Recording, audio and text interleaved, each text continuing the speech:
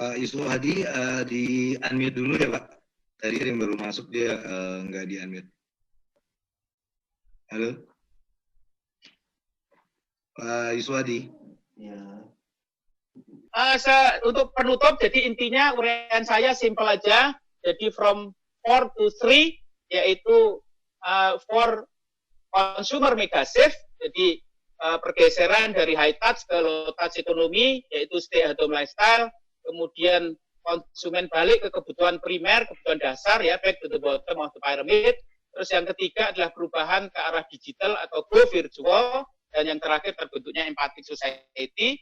Nah, untuk merespon itu maka obatnya adalah 3R, yaitu rebound, reboot, dan rebound. Ya, tadi saya sudah mencoba untuk di align kepada atau direlevansikan ke dunia gastronomi. Let's kita discuss, ya, barangkali uraian saya bisa menjadi bahan untuk diskusi teman-teman di gastronomi. Saya kira begitu, Bu Nanan. Terima kasih teman-teman. Assalamualaikum warahmatullahi wabarakatuh. Assalamualaikum warahmatullahi wabarakatuh. Terima kasih sekali Pak Siwo. Aduh, saya salah. Kayaknya Pak Siwo atau Pak Yusuf Hadi ya Pak? Siwo boleh Bu. Jeki kalau manggil Siwo. Dia nggak ngerti Yuswo. Pak Siwo, saya berusaha akrab ya Pak. Jadi saya panggil Pak Siwo aja. Boleh. Saya berusaha. Mas juga boleh.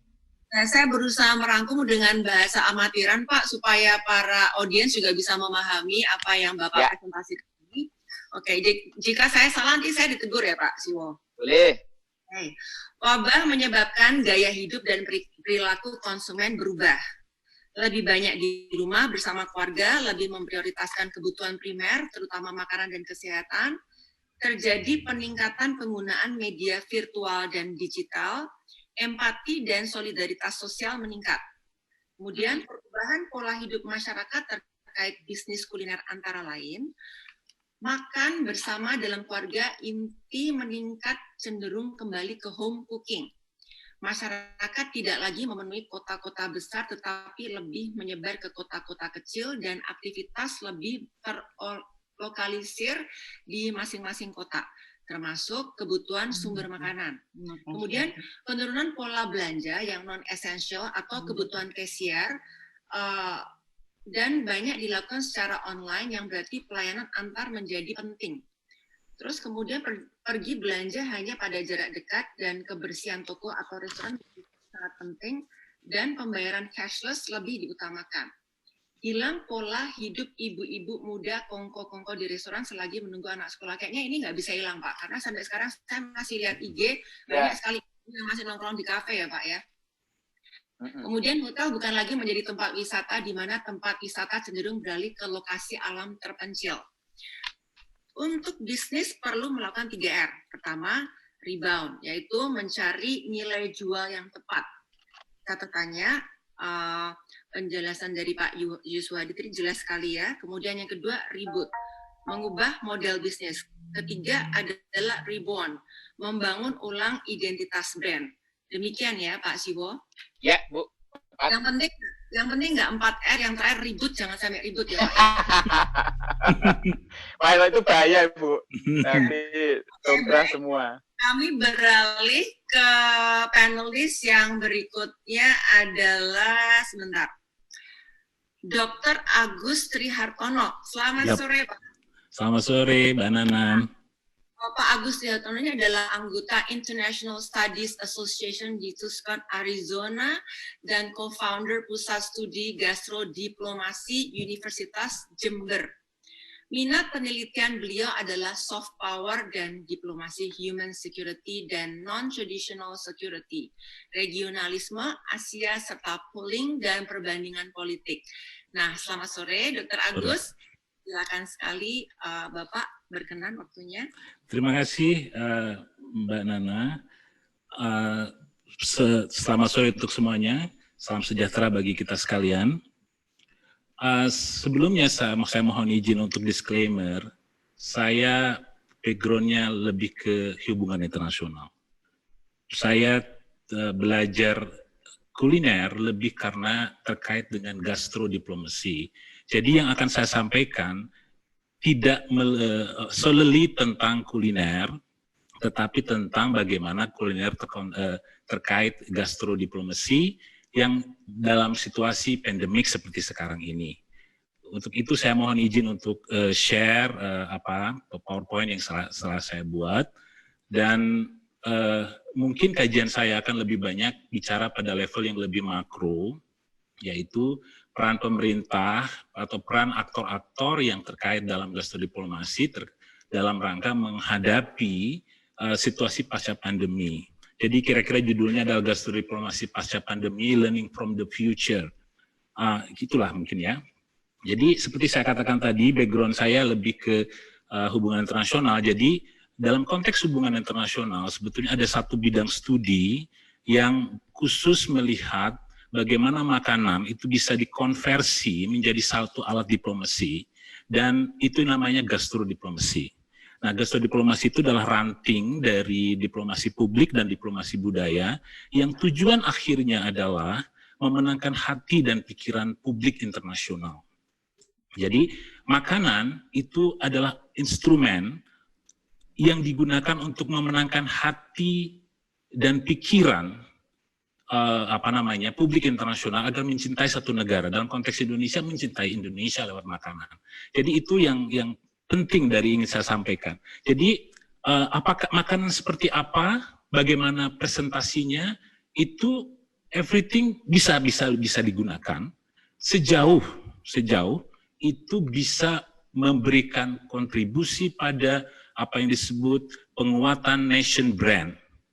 Dalam gastrodiplomasi, makanan itu sebagai instrumen untuk memperkuat brand nasional, identitas bangsa.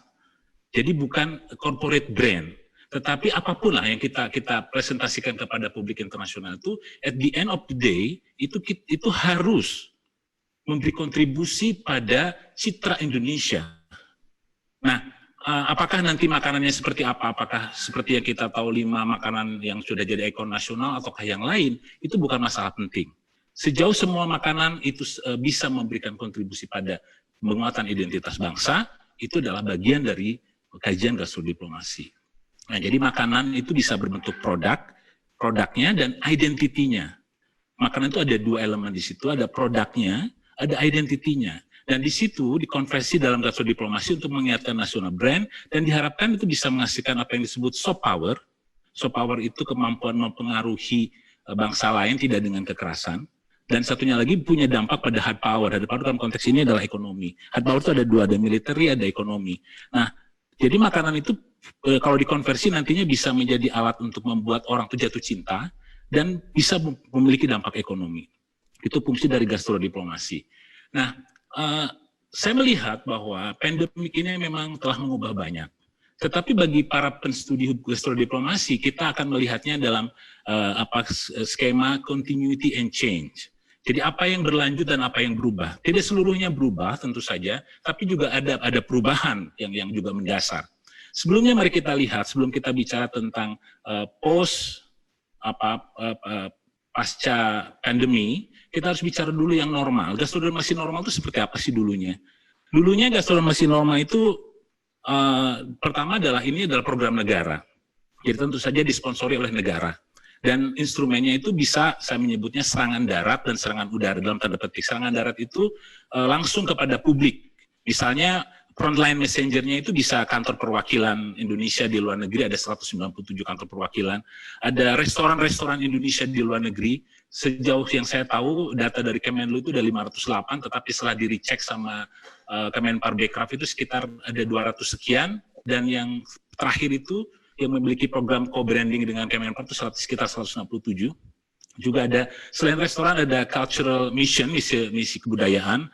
Ada juga peran dari overseas citizen. Kita sering menyebutnya diaspora, tetapi sebetulnya saya lebih senang dengan overseas citizen, karena diaspora itu punya konotasi pada orang yang pergi ke luar negeri karena tekanan dari dalam. Jadi misalnya karena exile, karena asylum gitu ya. Terus juga lewat Trade Expo, frontline-nya itu, dan yang lain ada serangan udara lewat media. Core-nya, intinya itu biasanya cuisine, makanan, itu bisa juga fine dining, ya, juga ada street food. Itu core yang digunakan dalam normal gastrodiplomasi. Dalam era pandemi itu ternyata kita tahu bahwa semuanya lumpuh. Diplomasi bukan prioritas.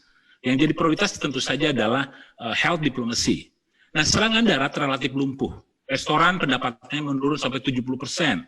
Dan semua harus mengikuti syarat-syarat baru protokol kesehatan. Tetapi di sini, di dalam era pandemi itu ada yang tetap eksis dan tidak mati gaya, media sosial. Nah, terus juga makanan, kalau dulu cuisine misalnya, ya, makanan lengkap itu, dining seperti itu, berubah di era pandemi itu menjadi sesuatu yang instan, accessible, dan menggunakan layanan pengantar makanan online. Di Indonesia maupun di banyak negara. Nah, pasca pandemi, saya kira ini tentu saja kita masih seperti Mas Yusuf tadi bilang, kita masih meraba-raba seperti apa. Tapi menurut saya, negara mungkin tidak akan terlalu memprioritaskan lagi. Sementara pada short term post pandemi. Karena memang itu recovery, ya. Indonesia juga akan recovery, China akan recovery, semua akan recovery. Jadi mungkin gastrodiplomasi is not the most priority. Tetapi tetap negara itu berperan. Dalam konteks pasca pandemi, itu cara memperkenalkan makanan untuk memenangkan hati dan pikiran itu menggunakan serangan udara, saya kira. Serangan udara lewat media. Nah, sementara yang lain yang serangan daratnya itu lewat restoran, misi kebudayaan, trade expo, juga diaspora, itu saya kira akan sedikit mengalami penurunan, seperti yang dikatakan tadi itu. Nah, orientasi makanannya juga lebih ke produk. Jadi misalnya sesuatu yang kita bisa dapatkan di supermarket, sesuatu yang tidak harus di restoran begitu. Nah, jadi saya kira ini di pasca pandemi itu, di short term pasca pandemi seperti itu. Lalu mungkin di long termnya akan kembali normal saya kira kalau sudah ditemukan vaksin dan sebagainya. Nah, hal baru di era pasca pandemi saya kira yang akan muncul adalah dalam short term itu adalah kuliner yang inline dengan protokol kesehatan. Terus juga yang enak kalau dalam era normal itu kan yang pertama itu enak dirasa, enak di aroma dan sebagainya. Tetapi kan pasca pandemi mungkin kita akan lebih sesuatu yang seperti itu, yang enak dirasa itu bukan prioritas pertama, tetapi enak dilihat dulu. Enak dilihat baru ngambil keputusan untuk membeli. Makanya di short term era pasca pandemi itu mungkin enak di mata dan baru enak dirasa dan seterusnya. Terus yang lain adalah pemanfaatan teknologi dan dalam promosi kuliner itu menjadi sangat esensial. Dan preferensi makanan juga akan berubah kriteria utamanya. Nah, tentu saja nanti akan bergerak kepada makanan seperti apa, ya healthy food tentu saja, yang as fresh as possible, quick cooking, terus juga accessible, terus juga yang terpenting nanti itu saya kira di dalam sisi promotionnya itu konstruksi estetika. Ini seorang kawan saya di LIPI sedang meneliti tentang bagaimana sebetulnya meng-attract publik melalui cara-cara media sosial tapi menggunakan konstruksi estetika. Juga penggunaan media sosial, media mainstream dan media sosial tidak akan mundur lagi, saya kira akan point of no return itu terus berkembang dan maju. Terus juga penyiapan sampai presentasi makanan itu harus inline dengan protokol kesehatan. Dia pertanyaan seperti, apakah gado-gado, pecel, rujak cingur masih menarik di era pasca pandemik? Itu pertanyaan serius. Karena kan di situ ada persoalan fresh. Harus juga orang merasa safe gitu kan, dan harus langsung presentasinya itu harus langsung. Terus juga mungkin saya kira kita mungkin perlu mencari, ini adalah kesempatan yang bagus untuk mencari atau mengidentifikasi peluang, mencari simbol baru yang penting bagi gastrodiplomasi Indonesia. Barangkali kita harus mulai berpikir, berani bahkan berpikir untuk keluar dari mainstream. Selama ini gastrodiplomasi dikaitkan dengan misalnya makanan yang main course begitu kan, di restoran dan sebagainya. Mungkin kita ke depan harus mulai berpikir bagaimana memperkenalkan Indonesia lewat makanan, tetapi fokusnya bukan di dine gitu, tetapi misalnya di produk. Misalnya saya pernah kemarin mengikuti sebuah FGD dengan kawan-kawan di LIPI dan Kemenfar Bekraf. Itu juga teman-teman mulai berpikir kenapa ya kita tidak mencoba misalnya memperkenalkan Indonesia lewat produk seperti tempe misalnya. Tempe kan sudah internationally accepted ya. Dan itu sebenarnya orang sudah tahu bahwa itu adalah dari Indonesia. Di situ ada global value, di situ ada hygiene, healthy food, vegan, fresh, dan everyone can cook. Terus juga narasi itu kan sebetulnya tempe itu sangat Indonesia. Dia merefleksikan sejarah Nusantara, ada local wisdom di situ, ada versatile di situ, ada humble, ada high quality. Itu Indonesia banget gitu loh. Flexible, humble, tapi high quality. Nah, sebetulnya itu kan bisa di-push, juga tentu saja ada jamu dan sebagainya. Saya kira ini kita sudah mulai harus berpikir bagaimana membangun gastrodiplomasi Indonesia tidak lagi lewat makanan yang lengkap gitu ya. Karena bukan tidak lagi, tetapi salah satu yang penting di masa depan saya kira adalah lebih ke produk. Nah, saya ingin menunjukkan pada Anda bahwa metode mempromosikan makanan itu sebenarnya yang tidak kehilangan gaya itu saya kira sampai sekarang adalah lewat serangan udara. Nah, seperti ini juga salah satu yang sedang dikerjakan oleh kawan-kawan saya di LIPI, yaitu misalnya kita lihat bagaimana Korea itu tidak kehilangan gaya ketika ada pandemi. Gastrodiplomasi Korea itu tetap masih eksis dan masih berjalan, masih berpengaruh sampai sekarang, justru karena mereka menggunakan serangan udara. Di sini misalnya para site di situ ada juga melewat BTS itu grup band, juga ada yang namanya sekarang satu lagi mereka benar-benar Blackpink ya, mereka benar-benar menggunakan instrumen serangan udara dan salah satu contoh yang paling dekat misalnya anak saya di Tokyo itu ketika dalam situasi di rumah itu, stay at home itu, dia banyak nonton film Korea. Dan berkali-kali bilang pada saya setelah ini ingin makan makanan bibimbap. Nah, apa? Padahal baunya tidak dapat, rasanya belum dapat, tapi dengan melihat dari serangan udara yang dilakukan terus-menerus itu luar biasa. Ingat, serangan udara itu punya salah satu sifat yang paling menarik di situ ada repetitif. Repetitif itu terus-menerus. Nah, jangankan yang baik, kebohongan saja kalau di repetition terus-menerus jadi kebenaran. Terus yang kedua di situ masif, luar biasa masifnya. Nah, ini terus-menerus masif dan akan menimbulkan keinginan orang untuk melakukan verifikasi. Jadi saya kira ini luar biasa di masa yang akan datang. Tetapi Indonesia pun saya kira sudah mulai ini beberapa, tapi memang belum seperti dikatakan Mas Yuswo tadi dan Pak Jeki. Itu saya kira Indonesia memang belum jelas. Tetapi langkah-langkah yang dilakukan oleh kelompok masyarakat sudah banyak. Dilihat misalnya saya punya beberapa contoh di sini ada Jelajah Kopi di YouTube itu. Terus juga ada kawan-kawan di Universitas Padjadjaran sudah membuat sebuah series tentang delicious rot. Terus juga yang barusan Pak Gordon Ramsay itu juga penting untuk menjadi salah satu catatan. Ini seandainya terus-menerus di era seperti sekarang, mungkin akan menyelamatkan gastrodiplomasi Indonesia pasca pandemik. Memang harus dilakukannya sekarang. Meskipun belum berhasil atau belum terlalu jelas dan belum ada upaya yang sinergis, tetapi kalau kita melihat banyak sebetulnya yang bisa dilakukan untuk mempromosikan kuliner Nusantara ini. Nah, di era sekarang saya kira yang perlu dilakukan adalah segmentasi area gastrodiplomasi. Pertama tentu saja berdasarkan protokol kesehatan. Kita tahu bahwa tidak semua negara itu sangat ketat. Ada Eropa, Amerika Serikat, Australia, New Zealand, Asia Timur memang sangat luar biasa ketat. Tetapi Afrika, Amerika Latin mungkin, dan sebagian Asia Selatan itu beda lagi protokol kesehatannya. Saya kira ini adalah peluang untuk memperkenalkan makanan seperti apa yang paling cocok di area berdasarkan protokol kesehatan. Juga prioritas berdasarkan jenis kuliner. Kita tahu bahwa mungkin untuk Eropa, Amerika Utara, New Zealand, Australia, Asia Timur itu menggunakan fine dine, wastafel dan sebagainya itu penting bagi Indonesia. Tetapi coba lihat di Melanesia, Pasifik itu mungkin bukan itu. Kita selama ini kan punya gambaran bahwa rendang, soto, gado-gado itu penting. Itu bahkan diekspos luar biasa. Tapi apakah untuk Melanesia itu bisa digunakan?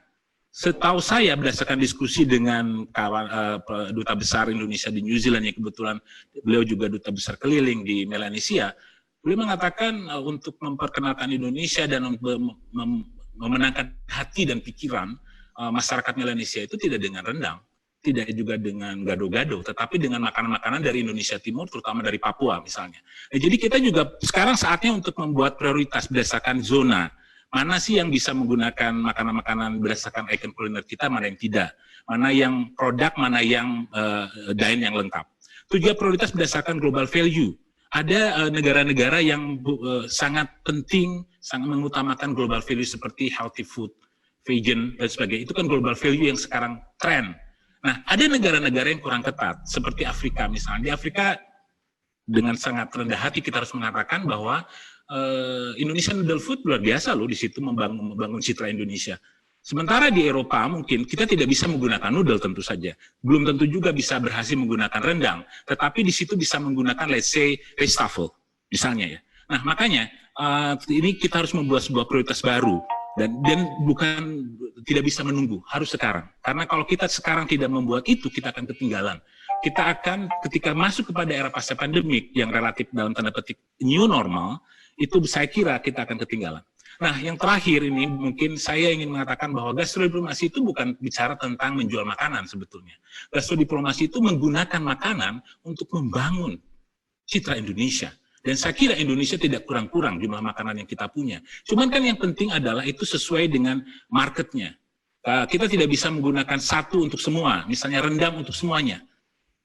Tentu saja rendang itu penting dan kita mengapresiasi luar biasa langkah-langkah yang dilakukan pemerintah untuk menjadikan kita punya 5 makanan kuliner Nusantara yang sangat bagus saya kira ya. Tetapi ke depan kita harus mulai berpikir bahwa mencari sumber-sumber yang lain. Seperti saya katakan tadi, Melanesia lebih efektif menggunakan makanan dari Indonesia Timur dibandingkan misalnya makanan yang selama ini kita promosikan. Jadi intinya dari sisi gastrodiplomasi sebetulnya ini adalah sebuah kabar yang tidak terlalu bagus, tetapi juga sebetulnya ada ruang yang masih bisa kita pakai. Salah satunya sebagai penutup, mungkin kita harus mulai berpikir menggunakan serangan udara lebih banyak.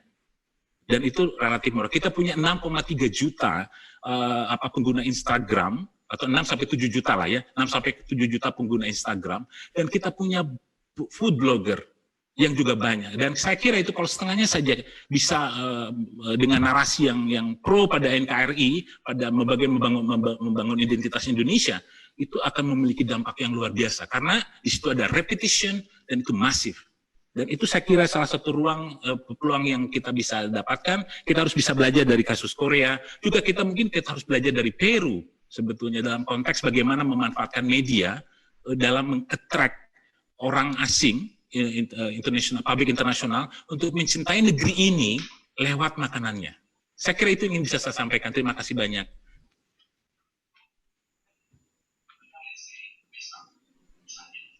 Terima kasih Pak Agus. Paparannya luar biasa. Banyak sekali yang sudah mau tanya ini Pak. Saya akan coba rangkum buat para audiens yang mungkin masih mau bertanya-tanya secara sederhana, bahasa yang sederhana ya, bukan bahasa Pak dosen. Materi dari Dr. Agus adalah satu, memperkuat upaya meraih peluang branding makanan Indonesia secara global. Gastrodiplomasi menjadi sangat penting. Menurut Dr. Agus, upaya branding pasca pandemi harus disponsori oleh negara melalui serangan udara, media, dan serangan darat dengan ujung tombak kedutaan, restoran, misi budaya, warga negara Indonesia yang tinggal di luar negeri, dan pasar perdagangan di luar negeri. Kemudian kriteria makanan pun berubah dan harus memenuhi faktor kesehatan. Fresh masaknya tidak ribet, harus mudah didapat, dan memiliki construction estetika yang baik. Sebagai contoh, mungkin makanan seperti gado-gado dan pecel yang memiliki karakteristik berbagai bahan diaduk-aduk dalam saus kacang, pada era ini tidak lagi menjadi makanan yang menarik walaupun rasanya enak. Kemudian simbol baru gastrodiplomasi Indonesia juga harus jalan dengan global values, yaitu hygiene, healthy, vegan, fresh, dan bisa dimasak semua orang. Tempe dan jamu masuk dalam kriteria ini. Kemudian selain presentasi langsung, promosi juga harus diperkuat oleh media, baik media konvensional maupun media sosial digital, yang pasti memberikan fokus pada komoditas dan identitas. Begitu Pak Dr. Agus. Terima kasih sekali atas paparannya, dan saya ini mau minta maaf kepada host saya, Bapak Dr. Himawan, di mana saya ini, mau minta maaf benar, saya kehilangan nakoda saya, jadi ini saya semacam kayak jalan duluan tanpa nakoda saya. Mohon izin Pak Dr. Himawan bisa memberikan waktunya. Dr. Himawan.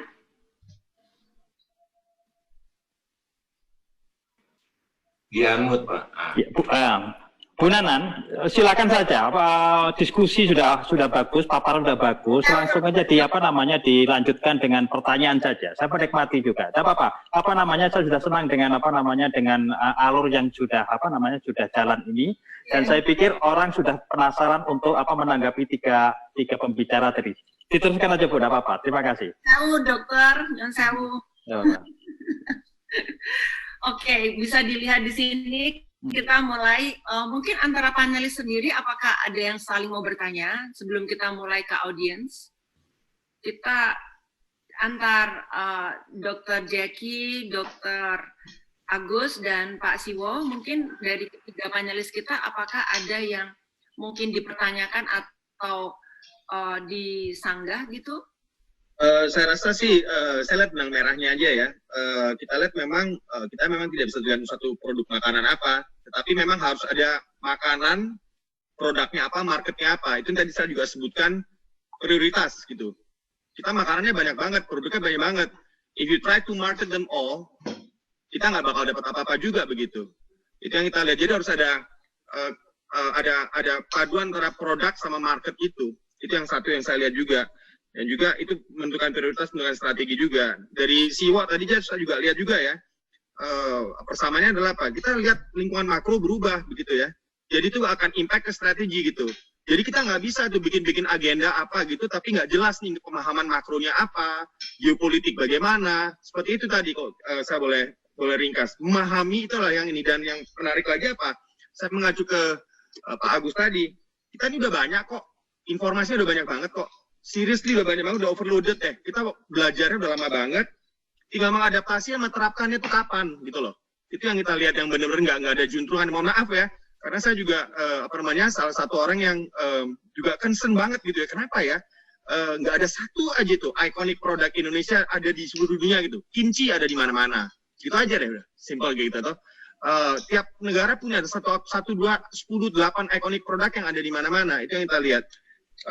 Kayak tadi tempe contohnya begitu ya. Kemudian gastrodiplomasi juga menarik gitu ya. Ini kan seharusnya udah dari dulu ya, dari mungkin saya masih SD kali seharusnya udah dilaksanakan gitu ya sebetulnya ya. Tapi sampai sekarang anak saya udah lulus SMP pun, SMA pun masih belum jalan gitu. Maaf aja ya. Saya ngomong apa adanya, saya belak-belakan aja terus terang aja. Terus tadi yang Siwa bilang tadi mengenai value proposition. Ini esensial terus terang aja. Apa sih yang mau kita gadang keluar itu? Apa sih positioning kita? What is our differentiation? Who's going to talk about it? What organization? Ini nggak tahu lah. Saya kalau ntar bisa ini ya, kepalanya bisa door gitu nanti ya. Tapi ya kurang lebih seperti itu. Dan yang menarik tadi sudah dikatakan juga oleh Pak Agus tadi kan, organisasinya siapa nih? Gitu. Jadi dan maaf sekali ya, kalau di banyak organisasi saya lihat semua bisa contribute. Semua bisa kontribut. Wah ini, itu, wah udah. Tapi ayo let's do it. Siapa yang angkat tangan? Nggak ada tuh. Maaf aja. Itu yang kita lihat. Padahal penelitian udah ada, LIPI udah banyak, ini udah banyak. Itu adalah yang saya sebut tadi adalah namanya, kita nggak bisa mengkapitalize itu. Kita udah banyak, kita banyak ngomong banyak negara jago banget. So what about us sekarang? Ini yang saya lihat perlu mungkin really we have to think it seriously. Otherwise, we're gonna lose this momentum. And momentum will not come back. Momentum, that's the only asset that we have right now. So, mungkin itu yang kita bertiga, Siwa, Agus, sama saya juga very concern gitu ya. Cuman mungkin kalau Siwa tuh ngomongnya baik banget, kalau saya kurang baik kali ngomongnya dar-der aja gitu, nggak peduli gitu ya. I have nothing to lose, I have no personal interest gitu ya. Jadi, saya gaspol aja gitu. Makasih buat Bu Nanan. Oke, Dr. Jegis sudah menunjukkan keasliannya. Justru dalam webinar ini memang kita tidak boleh terlalu basa-basi. Jadi diharapkan dengan pakar-pakar yang ada saat ini adalah bagaimana caranya kita bisa mengemukakan secara frontal apa adanya saja gitu kan. Kita belum ngomong sama RI1 nih ceritanya gitu. Jadi nggak apa-apa, kita saling berkolaborasi. Mungkin ada masukan dari Pak Siwa dan Dr. Agus, boleh menyanggah Dr. Jackie. Saya boleh? Boleh, silakan, dokter. Oke. Karena Jeki ngomong, aku ikutan ngomong, jadi ikutan panas nih, Jek. Ya gini, saya concernnya adalah teman-teman, fondasi dari semua itu adalah nation brand. Ya, fondasi dari itu semua adalah nation brand. Jadi teman-teman melakukan diplomasi apapun, kalau state of nation brand kita itu compang-camping, ya kayak sekarang, itu mau effort apapun nggak ada gunanya. Ya, teman-teman, kita ini sekarang sedang dalam krisis nation brand. Kenapa? Karena kita dianggap dunia itu tidak berhasil menanggulangi COVID, ya, dan sampai detik ini masih terus naik terus, ya, itu akan membentuk brand kita di dunia sebagai bangsa yang ya itu tidak bisa ngelola COVID dan dianggap sebagai ya sarangnya COVID gitu. Artinya apa? Artinya apapun makanan, ya, gastronomi, apapun produk segala macam itu akan resist oleh negara manapun karena asalnya dari Indonesia yang dianggap gagal gitu membentuk menanggulangi COVID, ya. Itu yang terakhir ini. Ya, sejak lama sebenarnya kalau kita ngomong competitiveness index tourism, Indonesia juga yang paling lemah dalam higienitas. Jadi sejak lama juga kaitan dengan makanan itu higienitas dan tourism itu higienitas itu kita yang posisi yang paling memprihatinkan gitu. Ya, jadi gini teman-teman, saya takutnya apapun yang dilakukan teman-teman itu nggak akan punya impact ya ketika pemerintahan ini tidak bisa meyakinkan dunia bahwa kita itu negara yang aman secara COVID gitu. Ketika kita nggak dianggap aman secara COVID, maka semua itu ya apakah produknya, apakah perusahaannya, apakah makanannya itu akan dianggap sebagai sebagai sumber penularan COVID. Saya kebetulan sekarang lagi ikutan namanya gerakan pakai masker, kemudian yang merintis adalah Pak Sigit ya, Ketua Perbanas dulu. Menarik kata-kata Pak Sigit ya, dia bilang bahwa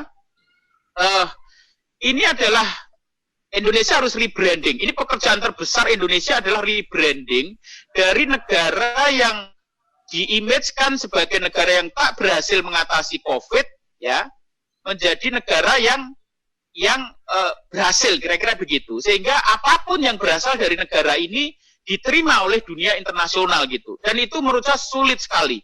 Kita sekarang masih struggling, ya, dan masih belum berhasil dan ya dianggap oleh dunia memang gagal gitu. Dan itu teman-teman membentuk muka kita gitu, ya. Brand itu adalah segalanya. Ya, brand itu adalah segalanya. Ketika brandnya sudah kayak begini, maka upaya-upaya taktikal kita bikin resto di seluruh dunia melalui diaspora, kita bikin ada 5 makanan unggulan, itu nggak akan punya impact apapun ketika dunia menganggap kita brandnya itu jelek. Dan terus terang saya tadi kalau Jeki pesimis, aku juga agak pesimis. Ini kan mesti kan saya ke teman-teman nggak boleh ngomong yang kata Jeki tadi, saya nggak boleh halus-halus nih, agak kasar, tapi yang ngomongnya tetap halus sih. Ya, itu yang menentukan semuanya adalah kabinet sebenarnya, bukan kita ini. Jadi kabinetnya atau pemerintahnya sudah benar membentuk Indonesia sebagai negara yang sukses mengatasi COVID, ya, kita negara yang bersih, ya, dari COVID, ya. Nah itu baru membentuk, baru ketika itu sudah terbentuk, maka yang lain-lain taktikal effort, gerakan apapun baru bisa berjalan. Tetapi sejauh itu belum, maka effort apapun, saya kok nggak yakin kita akan bisa melakukan diplomasi atau apapun kaitan dengan gastronomi kita. Mungkin saya kira itu aja. Terima kasih Pak Siwo. Kalau menurut saya sih belum panas ya Pak Siwo, baru 50-60% ini kita. Saya menanggapi ya mungkin ya. Ya, saya ingin meng-highlight apa yang disampaikan oleh Pak Jaki dan juga Pak Siwo. Yang pertama tentang momentum, betul. Ini adalah momentum di mana kita sebetulnya sekarang ini semuanya lumpuh. Tetapi saya juga melihat, kalau bicara bahwa kita semuanya pesimis, ya tentu saja harus ada orang yang berpikir optimis. Kalau semuanya pesimis, memang ya memang itulah. Tetapi maksud saya begini. Sebetulnya pada saat yang sama semua serangan darat itu lumpuh. Amerika Serikat, Jepang, Korea Selatan, Malaysia, Thailand, itu semuanya lumpuh sebetulnya. Artinya di sini ada ruang, kita sama-sama pada start yang sama. Tetapi dalam serangan udara itu sebetulnya kan ada ruang yang terbuka bagi semuanya. Kalau bicara serangan darat, saya kira restoran Amerika, restoran Vietnam, semuanya juga bermasalah sekarang.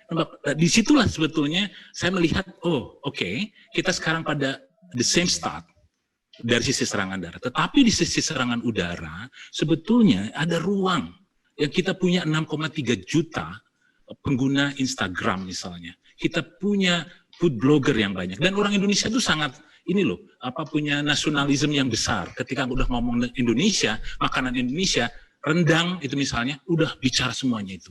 Ini ruang yang penting yang harus kita manfaatkan.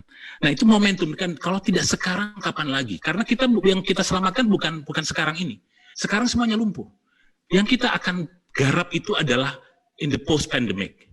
Nah, ketika semuanya sudah mengenal makanan kita, maka pada saatnya nanti mereka ingin melakukan verifikasi. Nah, itulah sebetulnya kenapa hari ini, sekarang ini menjadi penting untuk dikoordinasi. Tentu saja pemerintah harus terlibat. Tapi saya juga melihat bahwa pemerintah itu juga sudah melakukan sesuatu. Saya kira misalnya Kemenparekraf itu sudah melakukan apa yang disebut FSI ya, Food Startup Indonesia. Meskipun belum banyak tentu saja, tapi ini bagian penting dari membangun kekuatan serangan udara. Ini momentum. Terus yang kedua adalah nation brand. Betul bahwa at the end itu kita harus juga, semuanya itu kan kalau dalam sisi gastrodiplomasi adalah membentuk nation brand. Bukan corporate brand gitu kan. Itu apakah nanti yang kita bisa jual itu adalah umbi-umbian yang ada di Indonesia Timur kepada negara-negara di Melanesia, apakah rendang, apakah restafel, apakah misalnya tempe, itu apa saja, apakah noodle, sekalipun pada akhirnya itu kembali harus membangun citra positif tentang Indonesia. Nah di sini saya setuju dengan Mas Yuswa bahwa semuanya harus dikoordinasi dan negara harus menjadi paling depan. Dari sejarah gastrodiplomasi yang kita lihat, misalnya Thailand itu memang commander in chief-nya itu adalah Raja Thailand. Dia mengambil inisiatif. Tapi kita juga harus belajar bahwa kasus Thailand itu menarik karena apa? Karena di situ ada produk pertanian yang surplus yang harus dijual. Sehingga Thailand itu punya basis di situ untuk melakukan gastrodiplomasi. Yang lain misalnya Malaysia, itu Dr. Mahathir sendiri yang menjadi commander in chief-nya. Korea Selatan, itu Presiden Korea Selatan, bahkan istri Presiden itu yang mendesain kimchi diplomasi gitu. Jadi menurut saya ini memang momentum, tapi juga Indonesia sebenarnya sudah melakukan langkah.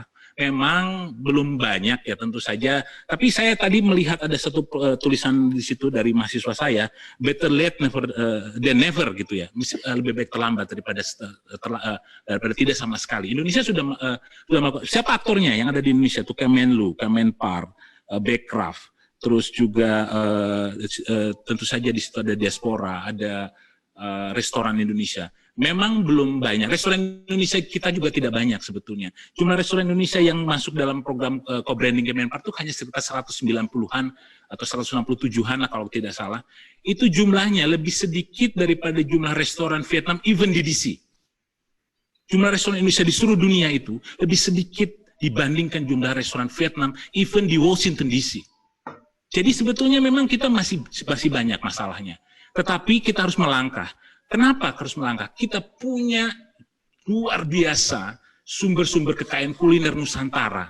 Saya punya catatan ada sekitar 5.300. Memang betul kata Dr. Jaki bahwa tidak bisa semuanya kita expose. Kita harus ambil beberapa. Makanya tadi saya mengatakan segmentasilah. Tidak semuanya harus direndam.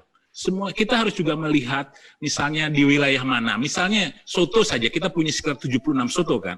Nah soto itu kita bisa pilih-pilih. Mana nih, coto Makassar ini lebih cocok di mana nih? Jangan-jangan coto Makassar itu lebih cocok di Timur Tengah. Dan di Afrika misalnya. Tapi tidak cocok lah itu kalau di Jepang.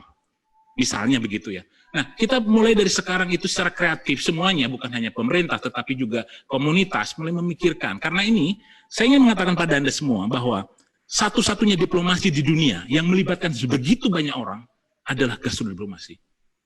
Ini adalah diplomasi semua orang. Dan yang dibicarakan adalah makanan. Everyone itu dengan makanan itu pasti sesuatu lah. Beda dengan kita ngomong music. Makanan itu bisnis setiap orang. Jadi ini gasodiplomasi itu berhasil bukan hanya pemerintah sebetulnya. Vietnam itu tidak mengandalkan pemerintah. Vietnam itu pemerintahnya kecil sekali. Yang bergerak pada kemenangan atau keberhasilan gasodiplomasi Vietnam itu di diaspora atau di komunitas. Artinya, ya pemerintah tentu saja harus. Pemerintah adalah leadernya, presiden itu harus leadernya. Tetapi kita juga harus mengatakan bahwa banyak pemain yang lain yang harus kita juga mobilisasi. Jadi saya kira itu Bapak Ibu sekalian ingin saya sampaikan, ada momentum, ada nation brand, dan saya setuju sekali dengan Dr. Jaki maupun Pak Yuswo, dan terima kasih. Kita lanjutkan dengan tanya jawab sekiranya. Terima kasih. Wow, terima kasih Dr. Agus atas penjelasannya yang menarik sekali. Kalau sudah dilihat, kayaknya sudah banyak yang antri untuk bertanya. Ada kurang lebih sekitar 8 audiens yang ingin bertanya, mulai dari, apa kita bisa mulai tanya jawab dengan audiens? Silakan. Oke. Saya juga ingin nanggapin sedikit dari Dr. Agus bahwa tadi pagi saya sempat lihat tanya jawab kenapa Bapak William Wongso yang dipilih oleh Gordon Ramsay pada waktu itu untuk bisa kita pamerin dengan rendang ya, Dr. Agus ya. Ternyata memang kalau dipikir sepertinya memang Indonesia tidak memanfaatkan, menjual atau mengirim rempah-rempahnya. Jadi kalau orang bilang yang kita butuhkan saat ini adalah ekspor rempah gitu kan. Bisa dilihat juga bahwa dari korban-korban corona ini, Indonesia tingkat kesembuhannya juga paling lebih gede daripada di luar negeri, karena kita juga punya jamu-jamuan ya, jamu dan TB mungkin ya Pak ya. Tapi intinya luar biasa sekali. Semoga apa yang menjadi wacana dari para speaker ini bisa direalisasi. Oke, kita mulai dari Mas Argo Twikoro ya, Mas Argo Twikoro. Ini kita langsung dengan audiensnya bertanya atau gimana Pak Indra? Dibuka aja, karena ini ada pertanyaan di chat, tapi juga dibuka aja, bebas saja supaya ini kiranya cukup ramai ini pembicara. Monggo, moderator.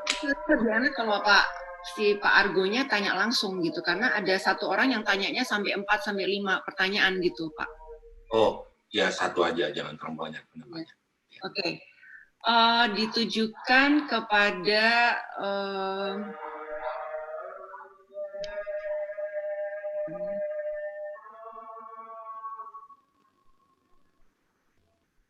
Argo Twikoro. Argo Twikoro sebentar. Wikromo. Ya, silakan Pak Argo, karena pertanyaannya bagus Pak. Disampaikan langsung kepada speakernya langsung. Oke ya, terima kasih atas kesempatannya ya. Saya ingin tanya pada semua panelis ya, karena saya melihat bahwa para panelis itu menyampaikan grand design yang cukup bagus untuk yang namanya kuliner ini. Tetapi grand design ini kan harus di breakdown menjadi hal-hal kecil yang mungkin bisa kita lakukan. Misalnya, pertanyaan saya kan terkait dengan bagaimana sih yang namanya makanan ini, atau mungkin kuliner inilah, kalau kita sebelum kuliner kan makanan ini, itu mempunyai keterkaitan erat dengan yang namanya lingkungan dan kebudayaan. Nah, disinilah breakdown itu harus kita kemukakan. Kalau tadi katanya kita mau menonjolkan Indonesia atau dalam tanda petik untuk bahwa makanan kita itu sangat bagus, artinya bahwa makanan seperti ini itu sangat cocok untuk gizi atau untuk protein orang yang mungkin mempunyai lingkungan yang seperti ini, atau lingkungan budaya yang seperti ini, pengelolaan budayanya seperti apa begitu. Nah, inilah yang mungkin tadi kan dikatakan oleh siapa tadi ya, panelis yang saya lupa, bahwa kita punya grand design itu tetapi kok tidak pernah terwujud. Nah, mungkin dari yang kecil-kecil inilah kita angkat, dan mungkin ini menjadi sesuatu grand design yang besar untuk mengembangkan potensi-potensi makanan yang ada di Indonesia, khususnya menjadi kebanggaan kita. Saya kira begitu, terima kasih. Halo. Ya. Apakah jelas pertanyaan saya? Ya, oke. Saya izin menanggapi Pak tadi Pak, saya lupa namanya Pak Argo Twikromo. Ini catatan saya. Pak Argo, jadi gini Pak, kita ini optimis semuanya Pak, terus terang aja. Saya ini optimis banget, tapi kita juga harus realistis ya sebetulnya ya. Kita harus realistis juga bahwa kita ini sudah banyak sekali studinya, super banyak studinya deh. Kalau mau informasi sekarang tinggal klik-klik juga dapat lah. Tapi ya tadi itu, banyak hal yang kecil, kita mikirnya terlalu ribet. Kita tuh paralysis by analysis. Kebanyakan analisa terus, kebanyakan komen terus. Kapan eksekusinya? Nggak akan jalan tuh. Pokoknya itu, kalau mau informasi, mau apa, mau milih produk, Pak, jujur aja Pak, kita ngumpul 2-3 hari, dapat kok produk apa mau kita tonjolkan, dapat kok pasti. Seperti itu. Jadi sekarang bukan masalah itu, masalah momentum, masalah eksekusi.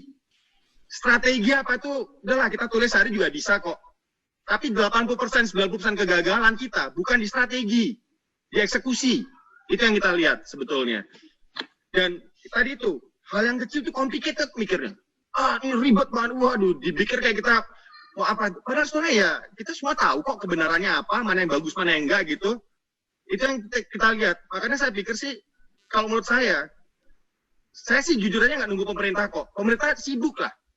Kita tahu pemerintah sibuk. Jadi mulai dari komunitas. Komunitasnya harus men-set the strategic direction dan mempropose itu ke pemerintah. Pemerintah nggak bisa mikir detail, kecil nggak bisa. Itu bukan urusannya dia, Pak. Dia kebijakan, policy, Pak. Gede, makro. Justru pakar-pakarnya mungkin ada di grup ini mungkin. Seperti itu. Itu yang saya maksud, kita harus menggerakkan. Kalau enggak, kita nunggu apa? Nunggu datangnya sang Godo atau apa gimana, nggak ngerti saya gitu. Jadi saya pikir itu kalau optimis dari optimistik, potensi ada di statement pertama saya di presentasi saya adalah apa, why we don't leverage what we have right now, why we don't leverage that, why we don't learn from our past experience. Jadi sebenarnya apa, tinggal gaspol udah, karena kebanyakan diskusi kebanyakan itu will be paralyzed by analysis. That's it. Itu komentar saya Pak Argo. Oke, sebentar. Boleh saya menanggapi sebentar? Silakan Pak. Moderator. Oke.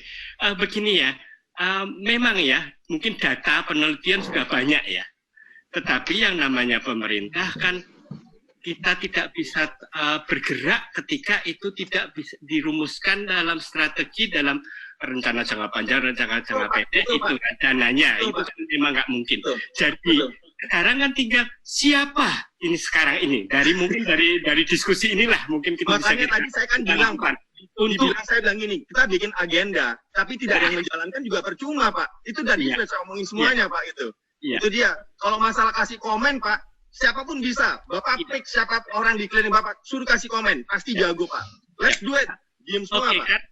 Karena begini ya, ketika kita bergerak dalam bidang akademisi, komennya masih banyak sekali. Tetapi ketika itu kemudian tidak diwujudkan di dalam rencana, justru itu Pak. Maaf Pak. Kita juga ada di praktisi Pak. Maksud saya adalah saya ada di akademik, ada di praktisi. Problemnya adalah apa Pak? Di Indonesia, saya ngomong di depan profesor semua, saya ngomong bahwa antara akademik dan praktisi itu di Indonesia kayak minyak dan air Pak. Nah, ya, itu problemnya. Kalau menurut saya Pak, kalau kita udah ngeliat kayak gitu, saya sebagai akademisi, I will come to the praktisi Pak. Gak gengsi-gengsian, kalau menurut saya Pak ya.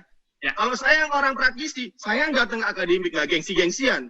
Ini yang kita lihat kenapa kita nggak jalan Pak. Semua punya menara gadingnya sendiri-sendiri. Buat saya ngapain sih? Kita harus jadi orang yang horizontal, inklusif. Ayo let's do it together gitu loh.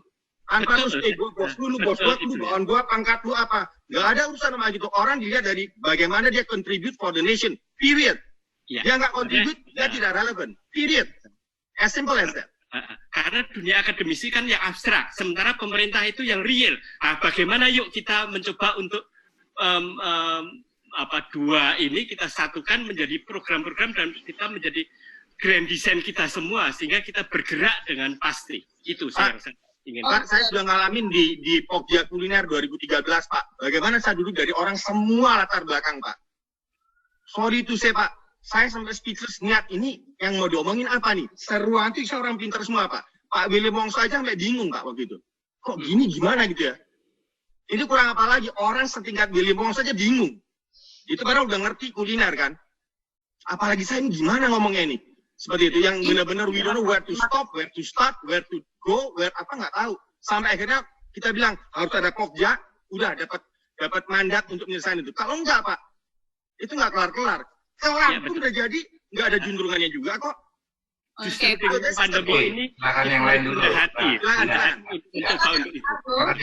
Kesempatan yang lain dulu Pak Argo. Terima Ya, kasih. maaf. Karena masih banyak audiens yang lain yang masih menunggu ya. Jadi mohon kiranya para audiens apapun yang disampaikan kalau sudah dijawab, oke kita bisa berhenti untuk bisa bergantian. Oke, kemudian kita berlari ke Irfan Kartawirya. Izin bertanya kepada Pak Siwo dan Pak Agus. Tadi disampaikan bahwa kebutuhan manusia pasca pandemik kembali ke dasar. Tapi disampaikan juga bahwa pemilihan produk gastronomi salah satunya justru bukan rasa lebih dulu, tapi penampilan lebih dulu. Mohon tanggapan dari Bapak-Bapak. Mohon Pak Agus dulu atau Pak Siwo dulu. Monggo. Saya boleh? Oke, silakan. Oh ya.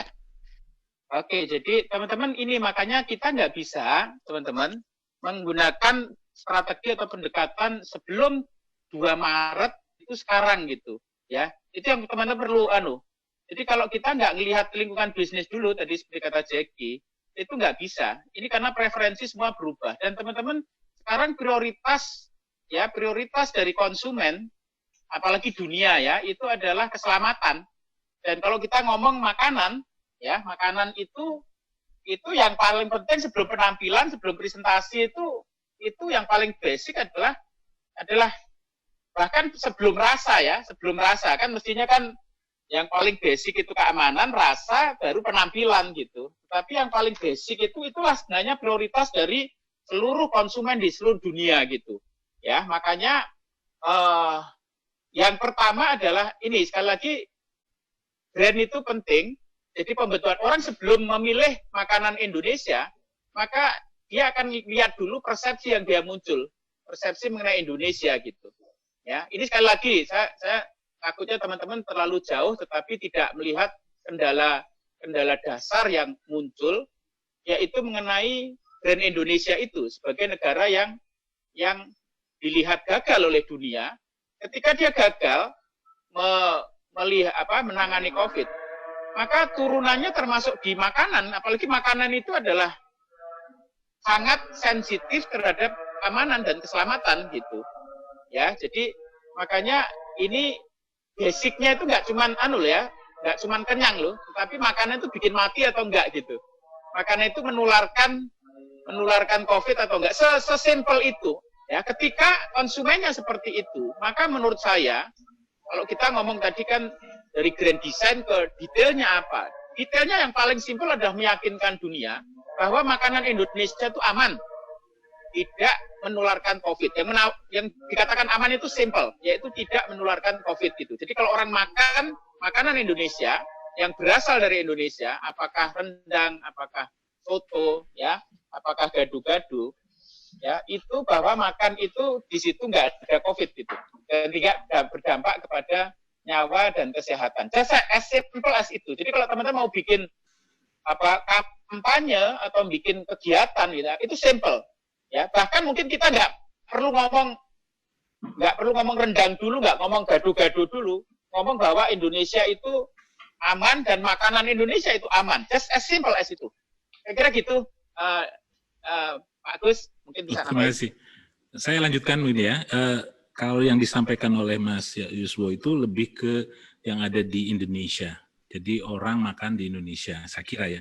Yang dalam konteks sektor diplomasi itu mungkin agak sedikit berbeda. Jadi bagaimana kita meyakinkan publik internasional di luar negeri tentang makanan kita, gitu kan? Nah, saya tadi mengatakan bahwa betul di sebelum era pandemik itu kan rasa penting lah di depan, itu rasa dulu, ada harumnya, ada aroma macam-macamnya. Lalu kita bicara tentang tampilan. Tetapi kan di era pandemik ini, karena saya tadi meng-highlight pentingnya serangan udara itu kan sebetulnya berbeda sekali yang dituju itu. Kita hanya membuat orang berimajinasi kan sebetulnya.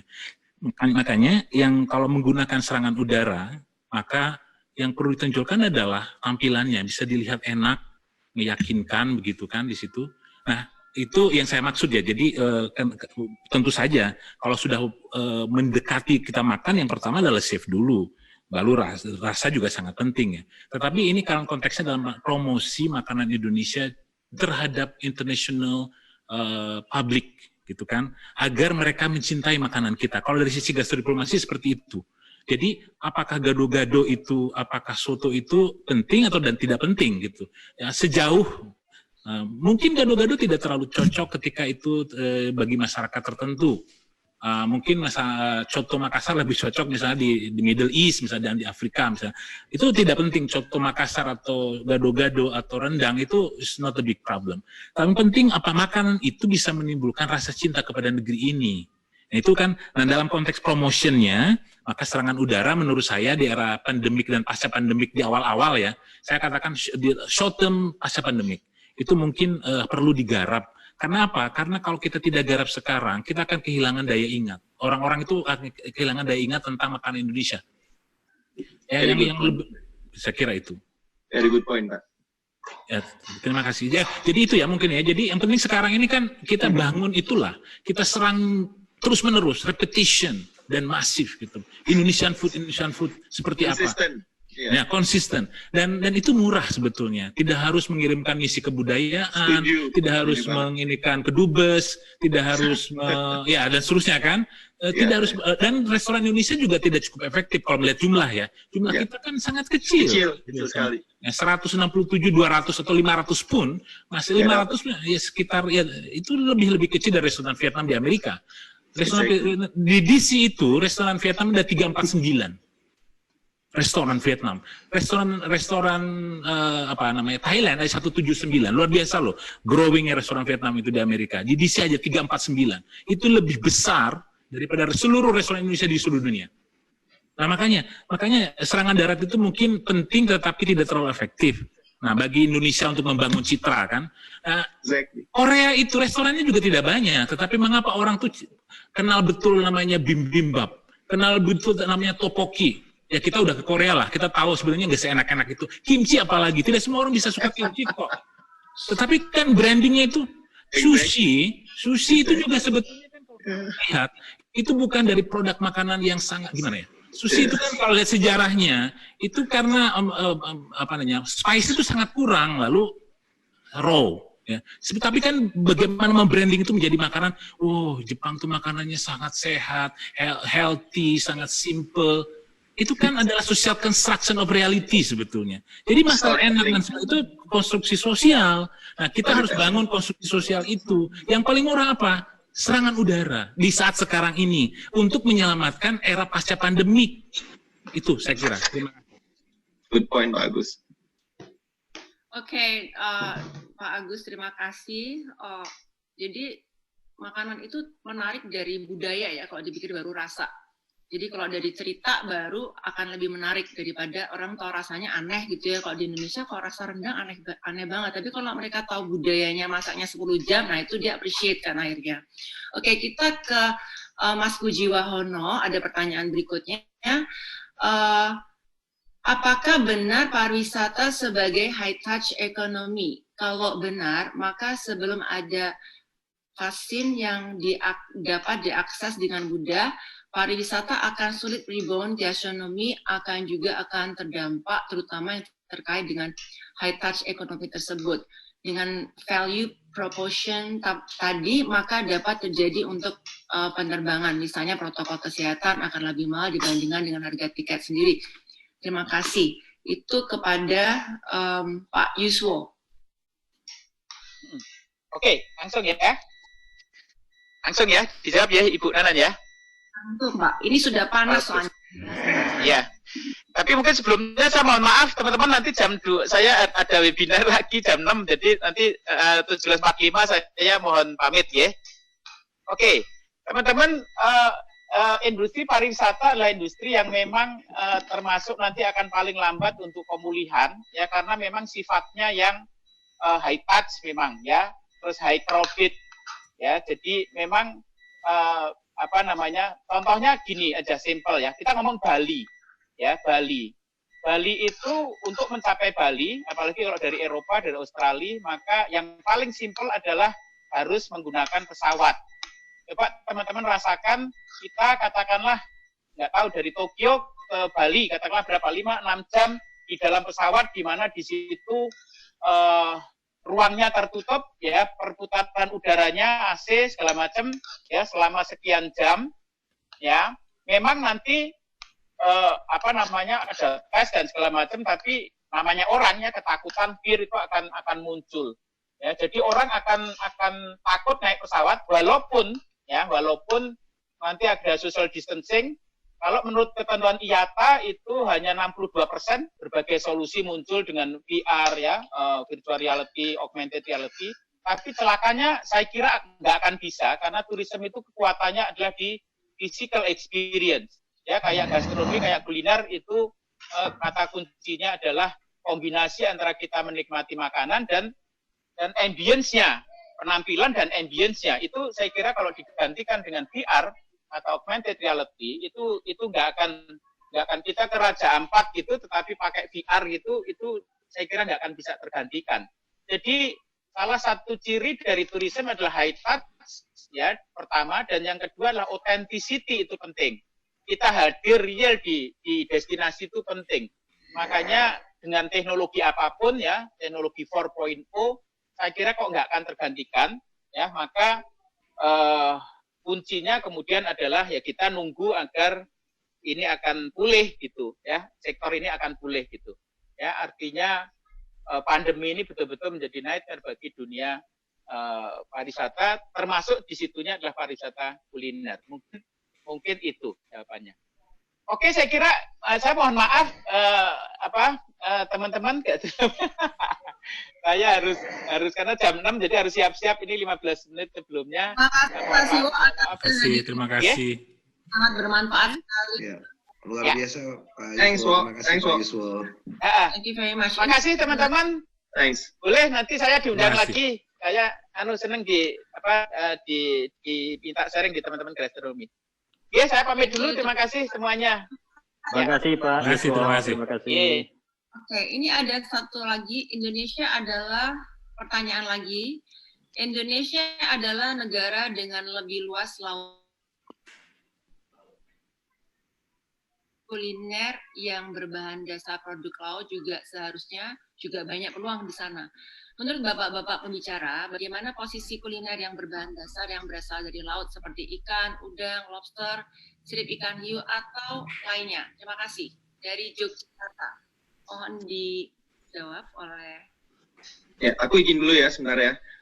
Kalau menurut saya gini Bu, tadi saya sudah disampaikan di awal, kita ini aset punya dah. Udahlah, resources sudah melimpah. Problemnya bukan di masalah, bukan di aset lagi. Tapi di mana? Di kapabilitas sama kompetensi. Dua ini. Kita nggak punya kompetensi, we cannot compete. Period. Kita boleh bilang, rujak cingur ini paling enak sedunia. Tidak bisa langsung dibawa ke Amerika, orang suruh makan nggak bisa ditelan Bu. Intinya begitu, ini bukan masalah bahan dasar apa. Kita harus apa? Customer centric, world centric.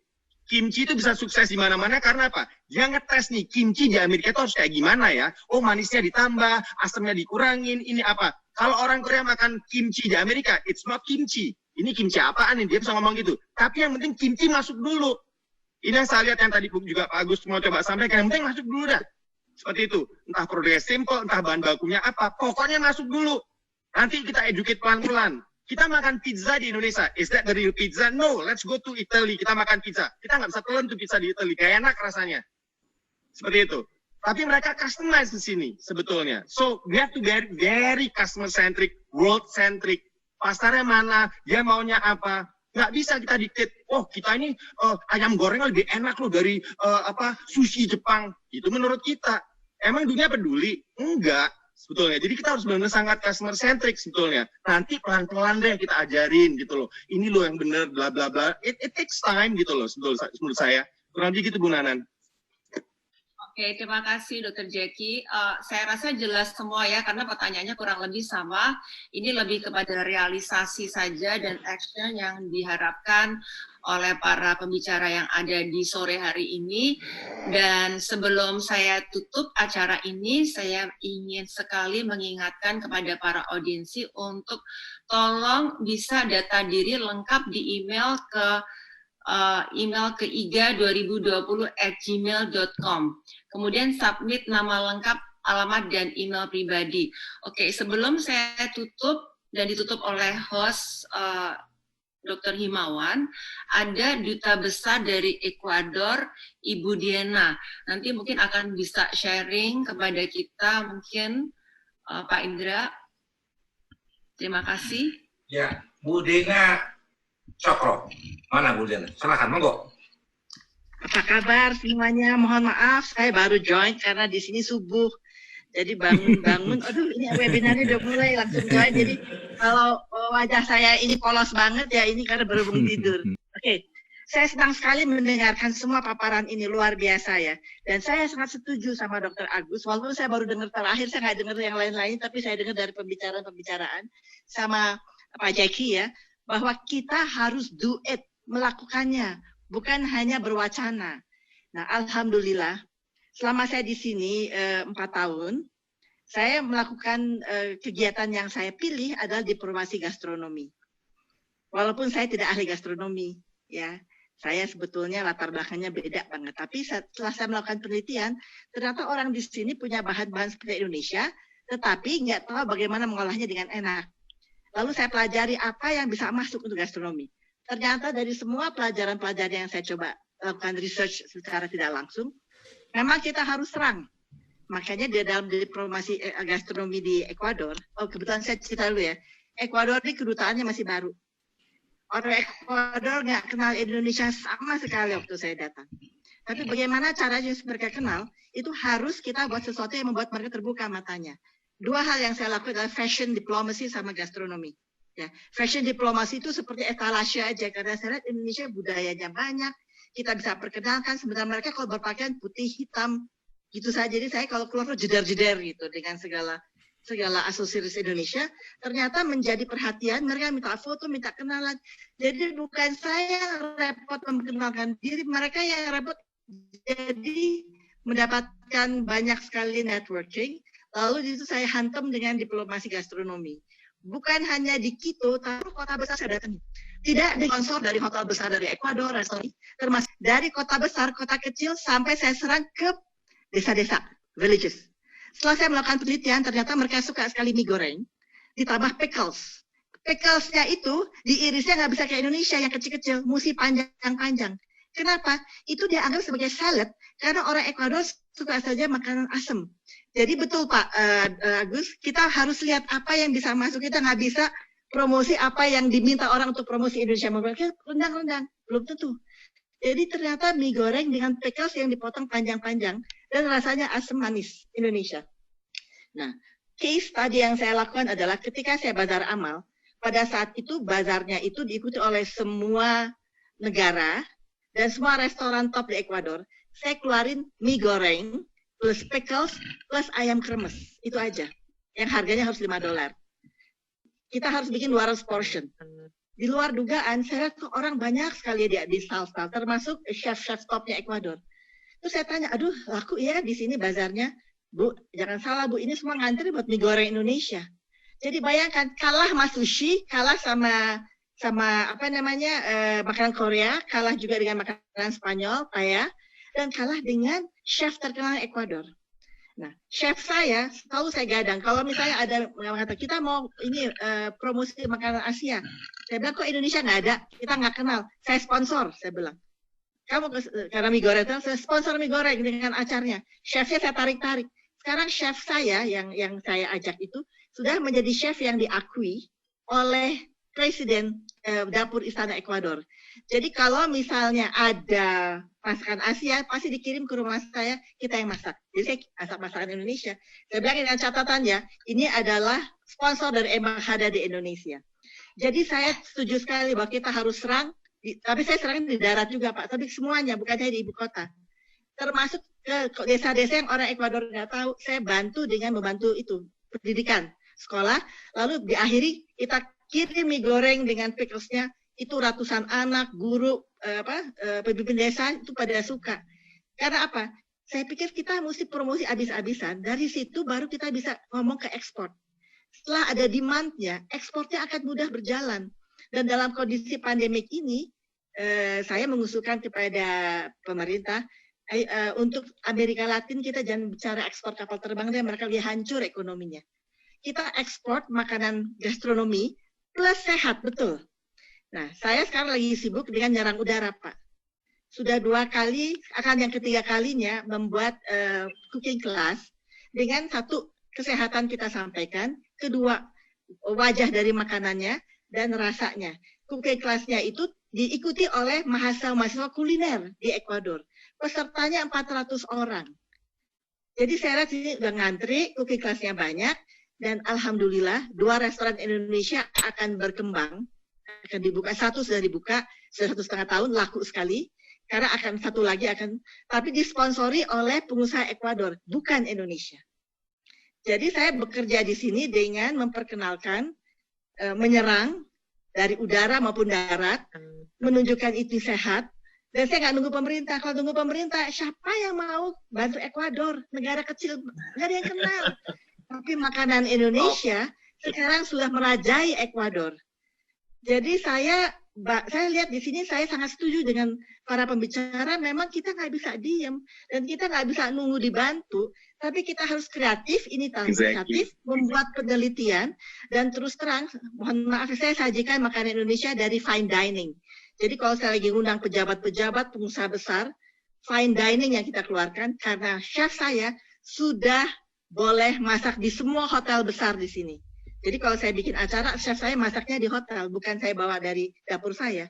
Chefnya di hotel, dibantu oleh chef hotel, sehingga beberapa hotel besar sudah menu Indonesia sudah masuk nasi goreng dan mie goreng dengan pickles-pickles-nya itu yang dinikmati. Jadi kita juga ngobrol dengan chef-chef Ekuador, dia bilang tolong pickles-nya kamu jangan gaya Indonesia, gaya kita, panjang-panjang karena bisa jadi salad karena enak banget. Jadi betul saya setuju dengan pendapat Pak Jackie, Dr. Agus, bahwa memang kita dalam hal ini harus kenal di mana kita berada. Kita kenal makanan mereka, dan dalam menawarkan makanan Indonesia, saya kenal bahan apa yang ada di sana, tapi mereka mengolahnya belum baik. Jadi kita kasih mereka education. Pisang bisa bikin pisang karamel loh, bisa pisang kolak loh. Jadi itu yang saya perkenalkan. Terus singkong, mereka kan singkong kan jadi sayur dan harus ada singkong. Kentucky Fried Chicken ada singkong, ada pisang.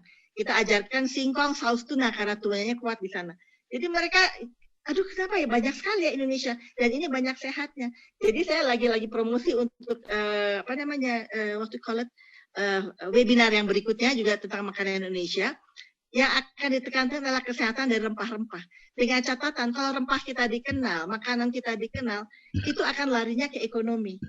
Mendingan baby step deh, daripada saya berpikir mesti import yang gede-gede, mendingan yang kecil-kecil, tapi masuk di dalam masyarakat Ekuadornya. Bukan hanya pemerintah, tapi masyarakatnya dari tingkat kota sampai tingkat desa. Mungkin itu sharing saya sedikit aja, tapi karena saya mendengar kata-kata Pak Agus dan Pak Jackie, saya langsung terenyuh, saya pengen cerita dikit, dan ternyata itu betul Bapak. Saya kalau ditanya nih, semua orang bilang siapa yang nggak tahu Indonesia di sini? Ecuador knows Indonesia. Karena kedutaan Asia cuma 4 di sini. Jepang, Cina, Korea yang udah hebat-hebat, Indonesia baru kemarin dibuka kedutaannya. Jadi kita mesti serang, karena saya nggak mau saingan di makanan Jepang, Korea. Caranya bagaimana? Betul kata Pak Jackie, kita mesti research dulu. Apa yang mereka suka, nggak hanya promosi-promosi. Dan serang, betul kata Pak Agus, darat dan udara kita serang. Dan insya Allah restoran kedua dan berikutnya itu akan ada di Indonesia. Restoran Vietnam baru ada 1 kebetulan, jadi saya pikir serang-serang aja. Jadi sebagai KBRI kita bisa banyak berperan, asal kita bisa masuk tidak hanya di ibu kota, tapi all cities, all big cities, dari hotel sampai rakyat jelata, dari kota kecil sampai desa-desa saya masukin. Jadi hampir seluruh Ekuador ini saya bawa makanan Indonesia, termasuk saya jadikan pastor-pastor kita yang di sini, yang warga negara Indonesia cuma 50 orang Pak, masyarakat KBRI lebih banyak, tapi saya punya 13 pastor di daerah-daerah remote. Jadi mereka bilang, Bu, saya jadikan mereka keluarga, Bu, kalau saya mau Natalan, Ibu mau bantu? Mau, saya bilang gitu. Bu, saya mau Natalan nih sama gereja saya, ada 400 orang di daerah agak jauh dari itu. Oke, saya bantu, saya kasih mie goreng dan pickle secara gratis. Juga kesenian Indonesia, karena saya minta staff saya harus penari. Karena saya nggak bisa minta kesenian dari Indonesia, siapa yang mau bayar, siapa yang mau sponsor. Jadi saya minta staff saya harus penari, harus pemain gamelan. Saya ajarin dia kerjaan gampang, ngajarin kerjaan, tetapi saya bisa promosi habis-habisan. Dengan demikian, insya Allah, dengan cara seperti itu, memang kita nggak bisa menunggu, nggak bisa meminta, nggak bisa apapun, inisiatif sendiri, tapi begitu staff yang cuma 5 orang itu, satu harus penari, harus bisa main gamelan, satu lagi chef saya tarik-tarik sampai akhirnya diakui oleh chef istana, sehingga akhirnya kita masak buat istana presiden. Mungkin itu sedikit pengalaman saya dalam diplomasi gastronomi, mendengar paparan dari Pak Jackie dan Pak Agus yang kebetulan saya sempat dengar tadi menjawab pertanyaannya, yang menggugah saya untuk sharing, ayo kita semangat, ayo kita berbuat, jangan nunggu-nunggu, jangan berwacana melulu. Betul, jalankan walaupun baby steps, do it. Alhamdulillah, Ekuador yang tidak kenal Indonesia, sekarang Indonesia menjadi terkenal dari diplomasi gastronomi. That is the first. Terima kasih banyak Bang Beta, saya dikasih kesempatan. Karena mungkin saya ingin menunjukkan, if you do it with right with your heart and you love Indonesia, bisa jadi. Itu mungkin. Terima kasih banyak. Bu Dina mau tanya, di Ekuador itu ada pete nggak, Bu Dina? Nggak ada pete, nggak ada klub, tapi saya bawa. Jadi kalau saya pulang ke Indonesia, saya belanja ke pasar 2 koper untuk bahan makanan Indonesia yang saya presentasikan dalam resepsi segala macam kuliner, termasuk saya kasih es doger, ya. Dan mereka semua appreciate. Tapi dalam penampilannya kalau resepsi kasih fine dining. Jadi mereka lihat bahwa makanan Indonesia dipresentasikan secara internasional dengan tampilan yang indah, rasanya yang enak. Dan chef saya suruh keluar dan saya perkenalkan pada semua orang. This is my chef, saya bilang gitu. Sehingga semua hotel sekarang terima kalau chef saya mau masak di hotelnya. Jadi itu cara promosi gastronomi yang saya pikir paling ampuh dilakukan di Latin America. Tanpa harus ngeluarin uang terus terang, karena saya disponsorin oleh semua restoran dan hotel-hotel besar untuk Indonesian gastronomi. Indomie kan, Bu Dina?